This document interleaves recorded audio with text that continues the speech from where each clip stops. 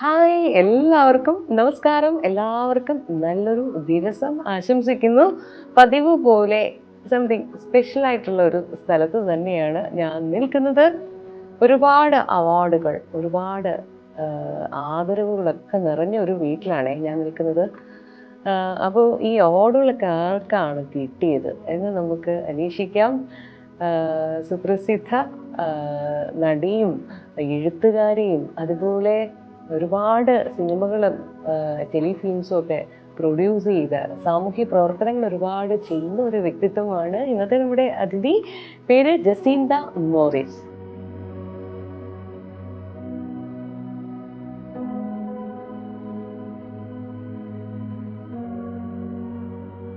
അപ്പോൾ ജസീന്തയ്ക്കാണ് ഇത്രയധികം 12,000 അവാർഡ്സാണ് ഈ വീട്ടിൽ നിറച്ചു വച്ചിരിക്കുന്നത്, അതുപോലെ ആദരവുകളും. അപ്പോൾ നമുക്ക് ജസീന്തയുടെ വിശേഷങ്ങളൊക്കെ അറിഞ്ഞിട്ട് വരാം.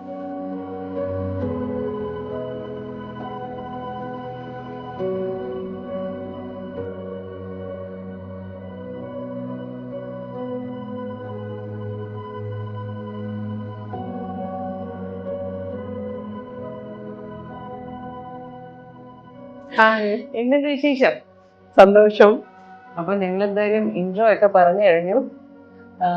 ഈ വീട്ടിൽ വന്നപ്പോൾ ഞാനിങ്ങനെ അത്ഭുതപ്പെട്ടു. കാരണം ഈ വീടിന്റെ മുക്കും മൂലയൊക്കെ അവാർഡ്സും ആദരവുകളും നിറഞ്ഞിരിക്കുകയാണ്.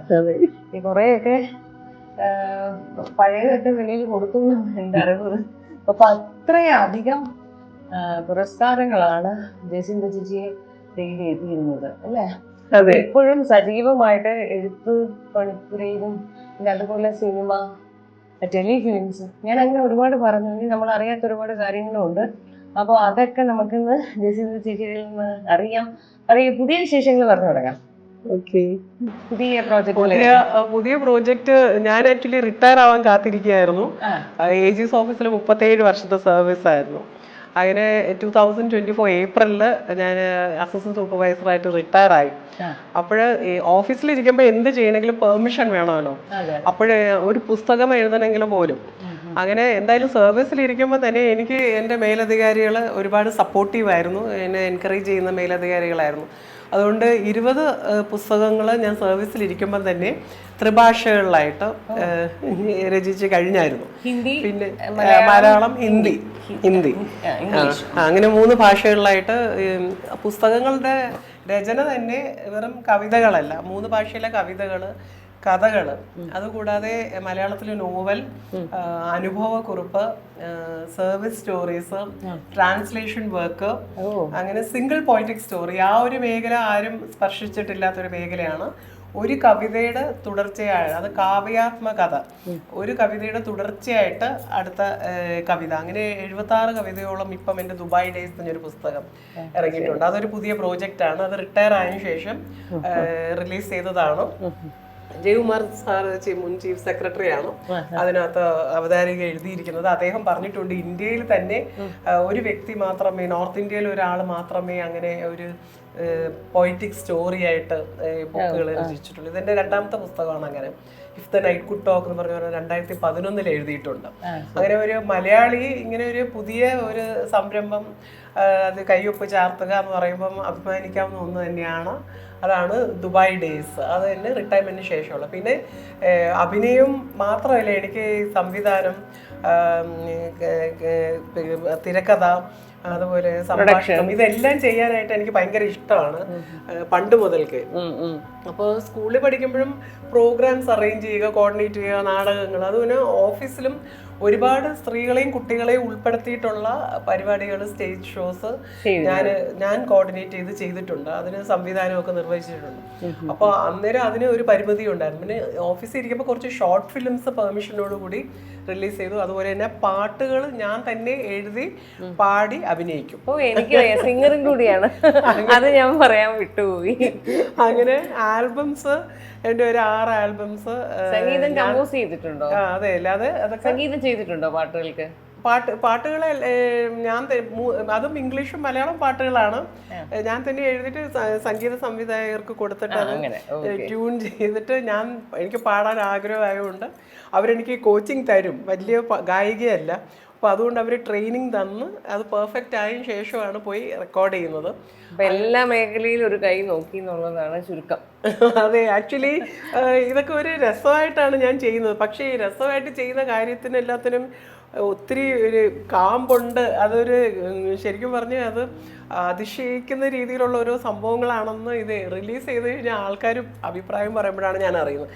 ഞാൻ ഒരു ത്രില്ലിന് വേണ്ടി ഓരോന്നും ചെയ്യുന്നതാണ്. ഇപ്പം 2 ഷോർട്ട് ഫിലിം റിലീസ് ചെയ്തതിന് ശേഷം ലോകം അങ്ങനെയാണ്. അതൊരു സംഭവം തന്നെയായിരുന്നു. കാര്യം 59 പേരാണ് അതിനകത്ത് അഭിനയിച്ചത്. അപ്പോൾ ഒരു ഡയറക്ടർ 59 പേരെ കൺട്രോൾ ചെയ്യുക എന്ന് വെച്ച് കഴിഞ്ഞാൽ അവരുടെ സംഭാഷണം, അവരുടെ കോസ്റ്റ്യൂം എല്ലാം ഇങ്ങനെ നിയന്ത്രിക്കാന്ന് വെച്ച് കഴിഞ്ഞാൽ ശരിക്കും പറഞ്ഞാൽ ക്യാമറാമാൻ അതൊരു ബുദ്ധിമുട്ടാണ്. കാര്യം ഷോർട്ട് ഫിലിം എന്ന് പറയുമ്പോൾ നമുക്ക് ഒരുപാട് ഫണ്ട് ഇല്ല. അപ്പം അതിനനുസരിച്ച്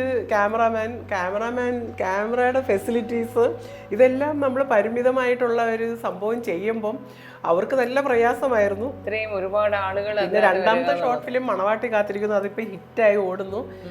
30,000 പേരാണ് ഒരു മാസം കൊണ്ട് അത് കണ്ടത്. അതിൽ 40 പേര് അഭിനയിച്ചു. എങ്ങനെയൊക്കെ കുറയ്ക്കാമെന്ന് വിചാരിച്ചാലും ചെയ്തു വരുമ്പോഴത്തേക്കും ഒരുപാട് ആൾക്കാരാണ്. അതെ അതെ. അപ്പൊ അങ്ങനെ ഒരു ഫിലിമിൽ നിന്നും പാഠങ്ങൾ കുറെ പഠിച്ച് അടുത്ത ഫിലിമിലോട്ട് അങ്ങനെ പോകുന്നുണ്ട്. അങ്ങനെ മണവാട്ടി കാത്തിരിക്കുന്നു അത് ഉടനെ തന്നെ സത്യജിത്ര ഫിലിം സൊസൈറ്റി പുരസ്കാരം ലഭിച്ചു. ലോകം അങ്ങനെയാണ് മണവാട്ടി കാത്തിരിക്കുന്നത് 2ലും കൂടി ബെസ്റ്റ് സംവിധായിക ഫീമെയിൽ ഞാനേ ഉണ്ടായിരുന്നുള്ളൂ കേരളത്തിൽ. അങ്ങനെ ശരിക്കും പറഞ്ഞാൽ വലിയ ഫിലിമിന്റെ സംവിധായക ആകണമെന്നും എന്റെ സ്റ്റോറി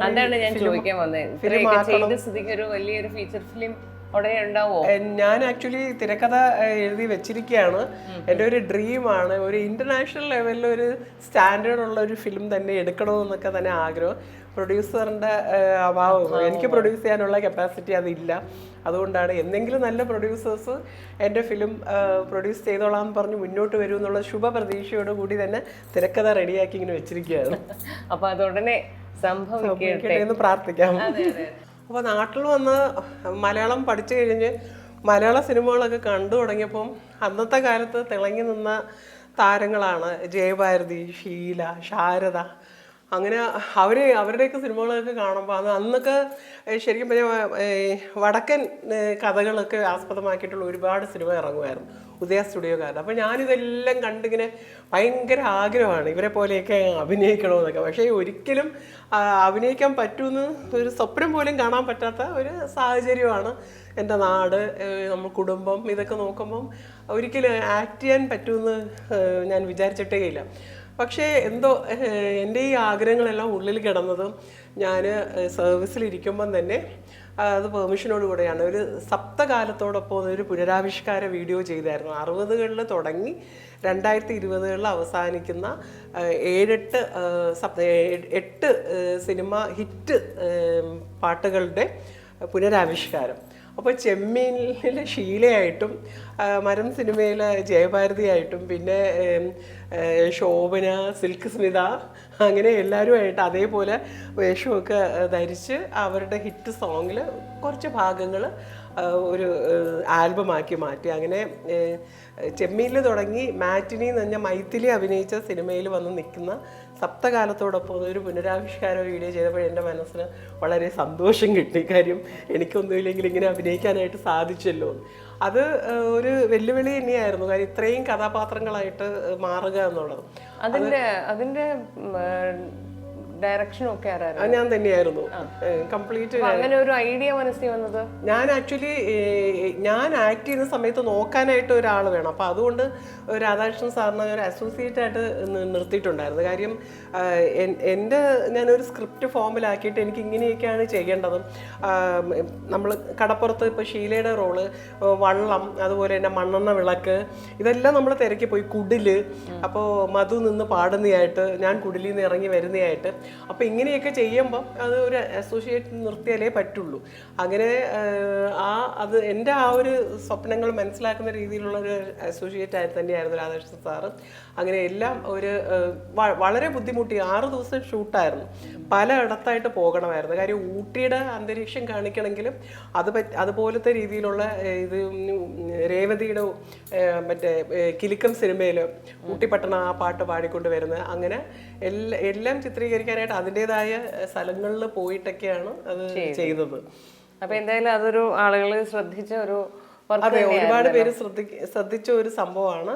അതിലുപരി എൻ്റെ സ്വന്തം അങ്ങനെ എല്ലാം ആദ്യത്തെ സിനിമ തന്നെ പറയുവാനാകാതെ ഒരു ഷോർട്ട് ഫിലിം, അതൊരു ദുഃഖമായിരുന്നു. ഞാനും ഒരു പ്ലം വൃക്ഷം, ഞാൻ പ്രകൃതി സ്നേഹിയാണ്, അപ്പോൾ അതുകൊണ്ട് ഞാനും ഒരു പ്ലം വൃക്ഷമായിട്ടുള്ള ഒരു ബന്ധത്തെക്കുറിച്ചായിരുന്നു. അതിപ്പം എനിക്ക് വളരെ സന്തോഷമുണ്ട്. ഇന്നലെ തെന്മലയിൽ ഈക്കോ ഫ്രണ്ട്ലി ഫിലിം ഫെസ്റ്റിവൽ നടക്കാൻ പോകുന്നു. അപ്പോൾ അതിലേക്ക് ഞാനിപ്പം അത് അയച്ചു കൊടുത്തിട്ടുണ്ട്. അവരത് ആക്സെപ്റ്റ് ചെയ്തു. അപ്പോൾ എൻ്റെ ഫസ്റ്റ് ഫിലിം തന്നെ ഒറ്റയ്ക്കായിരുന്നു. അതിനകത്ത് 5 പേരുടെ ശബ്ദത്തിന് അനുസരിച്ച് ഞാൻ ആക്ട് ചെയ്യുന്നതായിരുന്നു. അത് തന്നെ അങ്ങനെ ആരും ചെയ്യാറില്ല. അപ്പോൾ അതിന് തന്നെ ഫസ്റ്റ് ഷോർട്ട് ഫിലിമിന് തന്നെ എനിക്ക് Sathyajithra film society special jury പുരസ്കാരം ലഭിച്ചായിരുന്നു. കാര്യം 5 പേരുടെ ശബ്ദത്തിനനുസരിച്ച് ഭാവങ്ങൾ വരുത്തി അഭിനയിക്കുക എന്നുള്ളതാണ്. അതിൽ കഥ എല്ലാം സംഭാഷണമൊക്കെ ഞാൻ തന്നെയായിരുന്നു എഴുതിയത്. അങ്ങനെ ആദ്യം തുടങ്ങിയത് ഒറ്റയ്ക്ക് തന്നെയുള്ള ഒരു ഇതായിരുന്നു. പിന്നീട് എനിക്ക് തോന്നി രണ്ടാമത്തതും കുറച്ചൊരു ട്രാജഡി പോലെയായിരുന്നു. അപ്പോൾ പിന്നെ എനിക്ക് തോന്നി ഒരു കോമഡി വേണമല്ലോ, എല്ലാവർക്കും ഇങ്ങനെ ട്രാജഡി ആയി ഇഷ്ടപ്പെടത്തില്ല. അങ്ങനെ 3 കോമഡി എടുത്തു. ഇഞ്ചി കടിച്ച കുരങ്ങൻ, പിന്നെ ചുരുളപ്പം, പിന്നെ പഞ്ചാര. ഇത് 3ഉം കോമഡിയായിരുന്നു. പക്ഷെ എല്ലാ സംഭവങ്ങളും ജീവിതവുമായിട്ട് യാഥാർത്ഥ്യമായിട്ട് കണക്റ്റഡ് ആണ്. അപ്പോൾ എല്ലാവരുടെയും ജീവിതത്തിൽ സംഭവിക്കുന്നതായതുകൊണ്ട് അത് കാണാൻ തന്നെ ആൾക്കാർക്ക് വളരെ രസമായിരുന്നു. എല്ലാവരും കണ്ടു കഴിയുമ്പോൾ പറയാം, ഞങ്ങൾക്കും ഇങ്ങനെയൊക്കെ അനുഭവങ്ങളുണ്ട് എന്നിങ്ങനെ പറയാറുണ്ട്. അപ്പോൾ സ്വന്തം അനുഭവത്തിൽ നിന്ന് തന്നെയാണ് അതെ, എൻ്റെ എഴുത്തുകൾ കൂടുതലും എൻ്റെ രചനകൾ തന്നെയാണ് എൻ്റെ സിനിമ. അപ്പോൾ എൻ്റെ പുസ്തകങ്ങളിൽ ഉള്ള ചെറുകഥകളും അല്ലെങ്കിൽ കവിത, ഇപ്പം മണവാട്ടി കാത്തിരിക്കുന്നു ഒരു കവിതയായിരുന്നു. 17 വർഷം മുൻപ് ഞാൻ എഴുതിയൊരു കവിതയാണ് തിരക്കഥയാക്കി സിനിമ ആക്കിയത്. നല്ല ബുദ്ധിമുട്ടായിരുന്നു, പക്ഷെ അത് ശരിയായി. അപ്പോൾ ഈ പുസ്തകങ്ങളുടെ രചനയൊക്കെ ഏത് പ്രായത്തിലാണ് തുടങ്ങിയത്? യഥാർത്ഥത്തിൽ എനിക്ക് വളരെ ദുഃഖമുണ്ട് ആ കാര്യം പറയുന്നതിന്. കാര്യം ഞാൻ സ്കൂളിൽ പഠിക്കുമ്പോഴേ ഞാൻ ഈ ഡയറിയിലൊക്കെ കവിതകളൊക്കെ കുറിച്ച് വെക്കുമായിരുന്നു. പക്ഷെ അങ്ങനെ പ്രൊമോട്ട് ചെയ്യുന്ന രീതിയിലുള്ള സ്കൂളിലൊന്നും അല്ലായിരുന്നു നമ്മൾ പഠിച്ചത്. ഇപ്പോഴത്തെ കുട്ടികൾക്ക് കിട്ടുന്ന രീതിയിലുള്ള ആ ഒരു പ്രോത്സാഹനവും നമ്മുടെ കഴിവുകൾ മനസ്സിലാക്കുന്ന രീതിയിലുള്ള ഇതില്ല. വീട്ടിലെല്ലാവരും ഭയങ്കര ടാലൻറ്റഡ് ആണ്. അപ്പം അതുകൊണ്ട് ഞാനിങ്ങനെ ഈ കവിതകളൊക്കെ കുറിക്കുന്നതിന് അത്ര ഒരു അസാധാരണമായിട്ടൊരു സംഭവമാണെന്ന് വീട്ടിലാരും ചിന്തിച്ചില്ല. അപ്പം അതുകൊണ്ട് ലിറ്റററി ഫീൽഡ് എന്ന് പറഞ്ഞുകൊണ്ട് സ്ട്രോങ് ആയിട്ട് സ്കൂളിലും പോയില്ല, കോളേജിൽ വെച്ചും പോയില്ല. ഇപ്പം കോളേജിൽ ചെയർമാൻ ആയിട്ടൊക്കെ ഇരുന്ന ആൾക്കാരൊക്കെ എന്നെ കാണുമ്പോൾ പറയും, ജസന്ത കോളേജ് മാഗസിനിൽ ഒന്നും എഴുതിയിട്ടില്ലല്ലോ. പക്ഷേ കോളേജ് മാഗസിൻസിൽ എഴുതിയില്ലെങ്കിലും കോളേജ് മാഗസിൻസിൽ എൻ്റെ പടങ്ങളുണ്ട്. എന്താന്ന് വെച്ച് കഴിഞ്ഞാൽ ഡാൻസിന്റെയും നാടകത്തിന്റെയും ഒക്കെ ആണ്. ഞാൻ സ്റ്റേജ് ഗേളായിരുന്നു. എപ്പോഴും സ്റ്റേജിൽ ഇങ്ങനെ ഷൈൻ ചെയ്ത് എപ്പോഴും ഡിസ്കോ ഡാൻസ് വരെ ഫാത്തിമ മാതാ നാഷണൽ കോളേജ് സ്റ്റേജിൽ ചെയ്തിട്ടുണ്ട്. അത് ആദ്യമായിട്ടാണ് ഒരു സ്ത്രീ പെൺകുട്ടി അന്ന് അങ്ങനെ ചെയ്യുന്നത്. അപ്പോൾ എഴുത്തിന്റെ മേഖലയിൽ ഞാൻ സീരിയസ് ആയിട്ട് വരുന്നത് ഏജിസ് ഓഫീസിൽ ജോലി കിട്ടിയതിന് ശേഷം എൻ്റെ ഒരു ഏകാന്ത വേളയിൽ ശരിക്കും വായന കൂടുതലായി. ഏജിസ് ഓഫീസിലെ ലൈബ്രറിയിലെ ബുക്സ് എല്ലാം കൊണ്ടുവന്ന് വായിച്ച് പിന്നീട് ഞാൻ എഴുതാൻ തുടങ്ങി. അത് ഏജിസ് ഓഫീസിൽ അന്നേരം ഒരു മാസിക ഉണ്ടായിരുന്നു. അതിൽ നമുക്ക് സ്പേസ് ഉണ്ട് പിന്നെ പ്രസിദ്ധീകരിക്കാനായിട്ട്. അങ്ങനെ ഒരു അവസരം കിട്ടിയപ്പോഴാണ് അത്. പിന്നെ ഏജിസ് ഓഫീസിൽ മത്സരങ്ങളുണ്ടായിരുന്നു, റെക്രിയേഷൻ ക്ലബ്ബ് നടത്തുന്ന. അത് ഹിന്ദി സെല്ലുകാർ ഹിന്ദി നടത്തും, ഇവർ മലയാളവും ഇംഗ്ലീഷ് റെക്രിയേഷൻ ക്ലബ്ബ്. അങ്ങനെ 3 ഭാഷയിലും എഴുതാനായിട്ട് എനിക്ക് ഏജിസ് ഓഫീസിൽ ഇരിക്കുമ്പോൾ അവസരം ലഭിച്ചു. അതാണ്. അപ്പം അത് കൊള്ളാമെന്ന് പറയാനായിട്ട്, കാര്യം ഓഫീസിൽ ഒത്തിരി സ്റ്റാഫാണ്, 10,000-3000 സ്റ്റാഫുള്ള ഒരു ഓഫീസിലായിരുന്നു ഞാൻ ജോയിൻ ചെയ്യുന്നത്. അപ്പോൾ നമ്മളൊരു സംഭവം ചെയ്യുമ്പം അതിൽ കുറേ പേര് അഭിപ്രായം പറയാനുണ്ടായിരുന്നു.